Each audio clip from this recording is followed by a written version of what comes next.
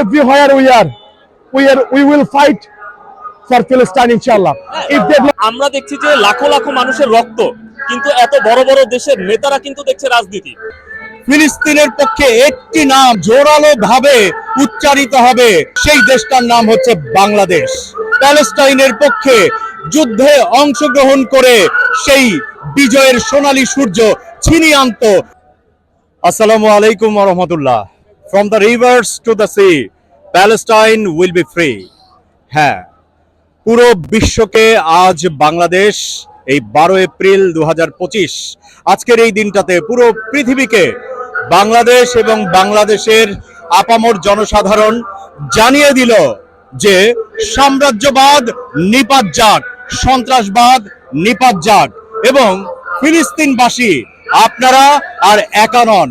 এই পুরো বাংলাদেশের জনসাধারণ আগেও আপনাদের পক্ষে ছিল, এখনো আপনাদের সঙ্গে আছে, এবং আজকে সারা পৃথিবী মানচিত্রে শুধু একটি নাম, ফিলিস্তিনের পক্ষে একটি নাম জোরালো ভাবে উচ্চারিত হবে, সেই দেশটার নাম হচ্ছে বাংলাদেশ।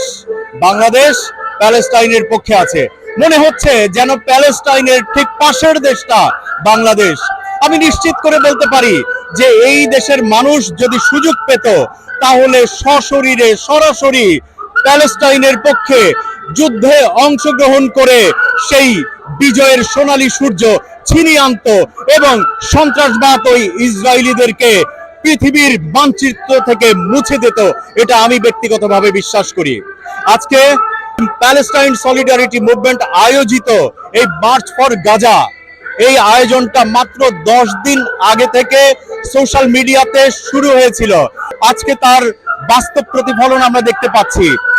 ঢাকা শহর থেকে শুরু করে সারা বাংলাদেশের মানুষ নেমে এসেছে রাজপথে এবং সহমর্মিতা জানাচ্ছে ফিলিস্তিনবাসীর পক্ষে, গাজা রাফার বাসীর পক্ষে। আমি শুধু ইন্টারন্যাশনাল মিডিয়ার ক্ষেত্রে একটা জিনিস বলতে চাই, everywhere we will fight for Palestine inshallah. If they block Gaza, we will the voice of Gaza. If they block Rafah, we will be the voice of Rafah. Inshallah, we will not stop until we defeated it. Inshallah. আমি আরো কিছু বলতে চাই, সেটা হচ্ছে আজকে বাংলাদেশের ইতিহাসে সবচাইতে বড় জনসমাগম হচ্ছে আমাদের রেসকোর্স ময়দান অর্থাৎ সোহরাওয়ার্দী উদ্যানে। বাংলার পৃথিবীতে এই ওদেরকে আমরা রাখবো না, ইসরায়েলকে ধ্বংস করে আমরা ইনশাল্লাহ ঘরে ফিরবো।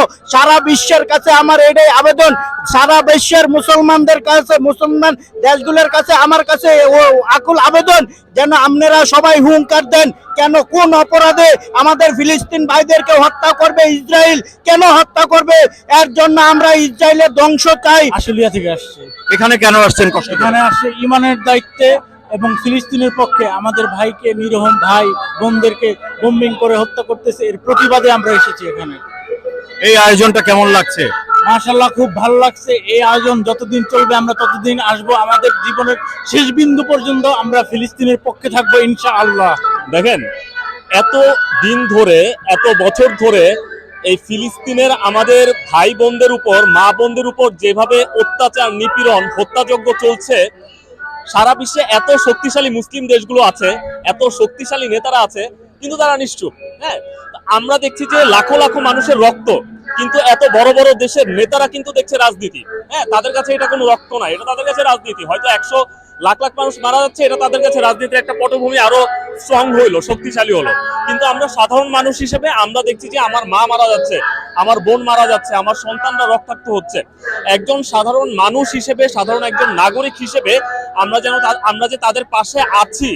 হয়তো বাংলাদেশ একটা ছোট দেশ, কিন্তু ছোট একটা দেশের বৃহৎ একটা জনগোষ্ঠী, আজকে আমরা তাদের পাশে আছি এটা জানানোর জন্যই আজকে এখানে সবাই একত্রিত হয়েছে, সবাই সমবেত হয়েছে। আজকের এই স্লোগানটা হচ্ছে মার্চ ফর গাজা। যদি প্রয়োজন হয় এবং যদি সুযোগ হয় বা সেই অবস্থা ক্রিয়েট হয়, মার্চ ফর গাজাকে আমরা মার্চ টু গাজাতে পরিণত করতেও কোনো রকম কুণ্ঠিত বোধ করব না। আর তাদের জন্য আমরা যদি দরকার হয়, যদি সেই সুযোগটা হয় আমাদের, আমাদের মুসলমান যে ভাই বোনেরা আছে তারা হয়তো জীবন দিতেও প্রস্তুত থাকবে। এটা আজকে পুরো বিশ্ব দেখবে। আজকে আমরা এখানে জমায়েত হয়েছে, এটার একটাই উদ্দেশ্য, পুরো বিশ্ব দেখুক, মুসলিম দেশগুলো দেখুক যে আমরা আছি তাদের পাশে। আজকে যদি এটা কোনো মুসলিম দেশ না হয়ে কোনো যদি ইহুদি দেশের প্রতি এই অন্যায় অবিচারটা যদি হইতো, তাহলে কিন্তু হাজারো হাজারো দেশ তাদের নীতিবাক্য নিয়ে চলে আসতো, ইহুদিদের পাশে দাঁড়াইতো।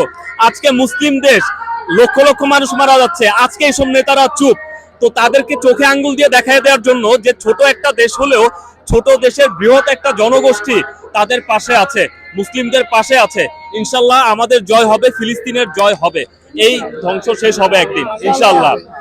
আমরা বাংলাদেশের পক্ষ থেকে সারা বিশ্ব মানচিত্র তথা সারা বিশ্বের মোড়ল যারা আছেন তাদের সবাইয়ের কাছে উদাত্ত আহ্বান জানাই, আপনারা এই ধ্বংসযজ্ঞ, আপনারা এই হত্যার বিপক্ষে দাঁড়াবেন এবং ফিলিস্তিনবাসীকে তাদের যে ভূমি, তাদের যে স্বাধীনতা, সেটা আমরা অবশ্যই ফিরিয়ে দেব এবং সেই পর্যন্ত বাংলাদেশের অধিবাসী, বাংলাদেশের প্রত্যেকটা মানুষ এই সংগ্রাম চালিয়ে যাবে ইনশাআল্লাহ। সো আমরা বলতে চাই, from the rivers to the sea, Palestine will be free.